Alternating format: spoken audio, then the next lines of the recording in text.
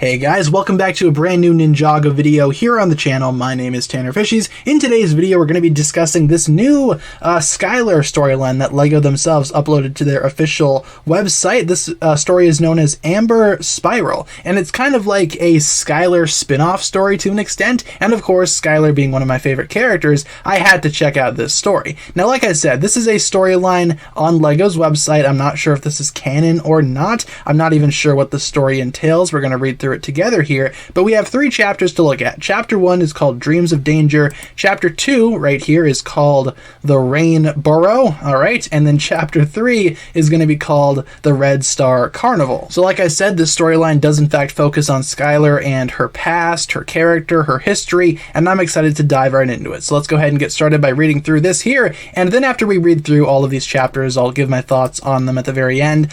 These chapters are very, very short, not much to them, so figured we could read through them together here, and let's begin with chapter 1 of Amber Spiral, Dreams of Danger. Rise and shine. Here's a question for you early birds. Do you ever remember your dreams? Mine was more like a vision. Image after image streaming right into my head. Now it feels like a Mino sat on it. There you go. Little mention of the Mino creatures there. First, I was drifting on the winds towards a village, a small ring of houses surrounded by rice fields. It was set deep in the valley with snowy peaks in the distance, but I didn't recognize where it was. Okay, where is it? I'm curious. Like I said, I have not read through this, so I'm kind of curious to see what she's talking about here. Then I was passing harmlessly down through the soil into a dark chamber, a temple or a tomb perhaps. I couldn't see much except for a pot or a vase on the far side from me. What really caught me off guard was the image of a woman with short red hair, lavish red robes, and a kind smile. It was my mother. Oh, okay, there you go. My father let me believe she was gone. Was he lying? Is she still alive? Why hasn't she ever come and found me? So yeah, here we go. Big plot twist right here. Skylor's mother is a concept that many Ninjago fans have been having questions about over the years. There's a rumor that something happened to her. Maybe Chen sent her away, or worse, ended up killing her. Wouldn't really be surprised if Chen did that. Chen's kind of a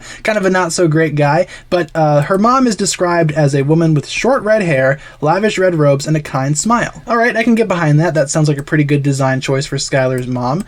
Once again, my father let me believe that she was gone. Was he lying? Is she still alive? Why hasn't she ever come and found me? Good question. Questions that we all want to know. The vision felt so real. I refuse to believe it was just a dream. Maybe if I find the village, I can find my mother. I think I know someone who can help me track it down. That is, if she'll talk to me. I hear Camille's not exactly walking a noble path these days. Interesting. So we're going after the Master of Form.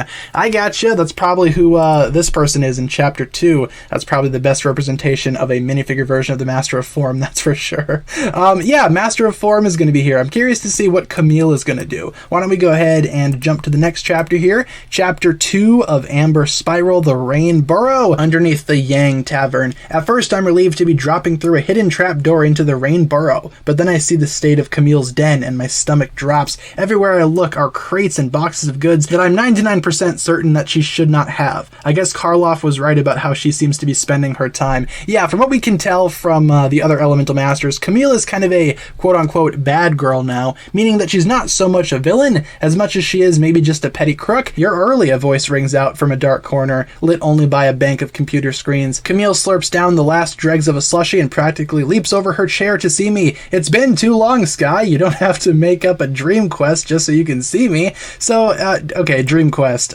Keep that in mind. Maybe Camille is messing around with dreams or whatever. I guess we'll find out. I chuckle nervously to hide my feelings about her current activities with light chit-chat and a rundown of my vision. I've barely even finished describing the village when Camille jumps back into her chair and starts typing away. Seconds later, she's showing me a quaint little village which looks exactly like my vision. Here we go, right at the bottom of the valley under Haunted Hill. At least 6 food bloggers say they have the best pot stickers in the Ninjago copyright world. Sounds like you've got competition, Sky. Sure, that's not the real reason you want to go there so badly. So, okay, what is this this Rain Burrow thing? It's like some type of service, right? Camille's running some type of scam, almost like real world psychics. Hey, you had a dream, let's talk about it. I'll charge you money and I'll show you what you're dreaming about. Apparently it seems to work though, so unlike real life psychics, maybe Camille's actually onto something here. If the village in the valley is real, then maybe my dream really was a vision, and maybe my mother really is still out there. There's only one way to find out. Oh man, hopefully it's in Chapter 3. I'm excited. Chapter 3 of Amber Spiral, The Red Star Carnival, featuring Camille and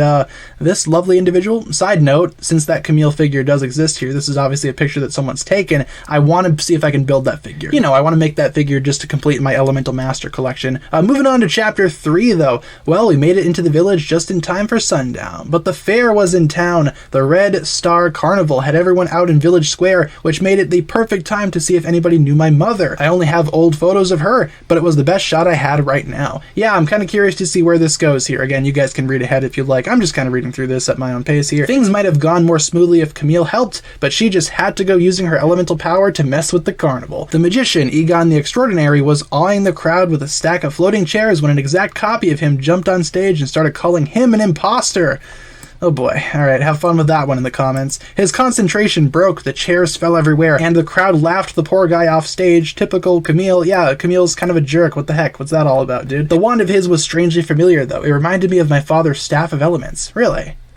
Huh. I guess you can kind of see the little blue crystal in there. Yeah, that does kind of look like Chen's staff. Intriguing. Who is this guy? What's that all about? What's that gem doing there, guy? Let's read on here. Sadly, I had no luck finding clues to my mother's whereabouts, although I did try some pot stickers. They're pretty good. Ours are better, though. Obviously. That they are. Skylor, you are the queen. The carnival was starting to wind down for the night when I finally caught up with Camille, who suggested talking to the performers. As annoyed as I was at her for not helping, it was a good idea, or at least it felt like one, right until we knocked on Egon the Extraordinary's trailer. Thought you'd show me up in the middle of my act, did you? Well, I'll show you. No sooner had we opened the door than a barrage of furniture came flying right at us. And that's basically the end so far of Amber Spiral. This maybe could be canon, might not be canon, Skylor spin-off story. And so far, I think it's really cool. I love how it's told from Skylor's point of view. As I've said earlier in the video, one of the biggest mysteries across all of Ninjago was who exactly Skylor's mother was and what happened to her. I'm happy that we're getting some type of story. Even if it's not canon, I'm happy we're getting some type of, I guess, some type of confirmation, some type of acknowledgement about Skylor's mother, and that, yes, this is a big mystery. Something happened to Skylor's mother,